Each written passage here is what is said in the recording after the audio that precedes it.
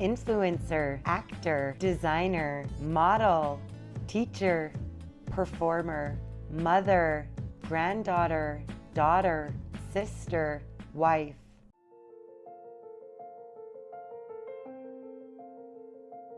When we step into the world of social media, I'm seen as many things, but this is not all that I am, and I definitely didn't start out that way. When we were kids, we were told stories of magic and dreams coming true. Then somewhere along the way, we were taught that magic doesn't exist. This is my journey back to that magic, back to myself. My story begins as a child. I was born in Nipiy, aka Edmonton, Alberta. I'm the oldest of 4 siblings. I was a very energetic and enthusiastic child, passionate about fashion, my friends, and my family. I was always happy and smiling, and I loved to perform, always putting on skits and dances and singing for my family and even my classes. She's probably the most dramatic person that I know. Everything was like a big movie scene growing up. I remember this one time, we were hanging out in my mom's room and she put on Ace of Base and we were making a little choreographed dance and she choreographed the whole thing. And it was fun at first, but then I wanted to go play in my room and play with my Barbies, but she wouldn't let me leave until I got the dance down.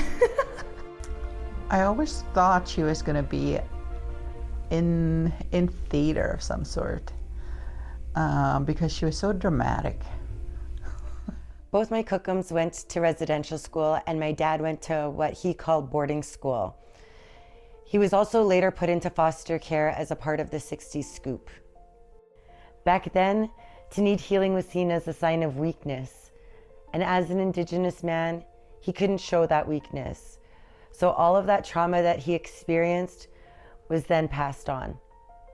Growing up in an abusive household was hard on me as a young girl. It led to my low self-esteem and low self-worth, and this is something that I brought into my teen years. But it wasn't too long after that that I discovered drugs and alcohol, which soon started to consume my everyday life. I survived suicide attempts, ODs, a ton of reckless behavior, including car accidents, being locked up in the drunk tank, and extreme addictions causing DTs, which is a form of withdrawals. I still struggled with addictions when I moved to the city, but that's when I met my husband, Blair, also known as Superfan Magoo. When I was in my addictions, one of the reasons why I couldn't quit was because I always feared that life would be boring if I didn't drink, if I didn't do drugs. And my husband Blair, he never drank and he never did drugs. And he's got to be one of the most funnest people that I know. So he really inspired my sobriety and moving forward in that way. I remember getting so frustrated with that answer because so desperately I just wanted her to tell me what to do. But that just wasn't her way. She really let us live our lives and make our own decisions.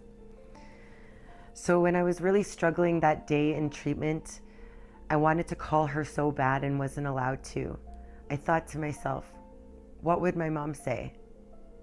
And I just smiled because I knew exactly what she'd say. She'd say, my girl, go lay down tobacco. So I did just that. I went outside full of anxiety, full of worries. I had that tobacco in my hand and I just prayed to it.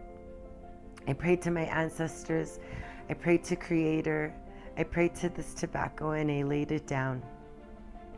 And immediately I felt like the weight of the world had been lifted off of my shoulders. I felt filled with love and hope. It was in that moment that I realized that my mom had taught me a very valuable lesson, a very valuable teaching, that we're never alone. With that tobacco, I was able to just connect to my Creator, to my ancestors, and pull from it that strength, that courage, and that guidance that I needed to keep going forward. And now I play Jan on Bear Grease, one of the most funnest roles I ever got to do. So it's the indigenous version of Grease. Nipiy plays the character of Jan, who is this bubbly, fun, overly energetic, but perfectly energetic character. And she kind of brings the bubbles to everyone. That's kind of how she is in real life too. Keep that light, baby girl. When life gets hard and you feel like you're all alone, remember where you came from. Remember you are home. Your ancestors walk with you and will guide you on your way. They are always with you. All you gotta do is pray. There will be many good times and many bad times too. But always be the light, my girl. It'll help guide your way through. For your roots are strong and deep and filled with many layers. Never forget who you are, my girl, the answer to your ancestors' prayers.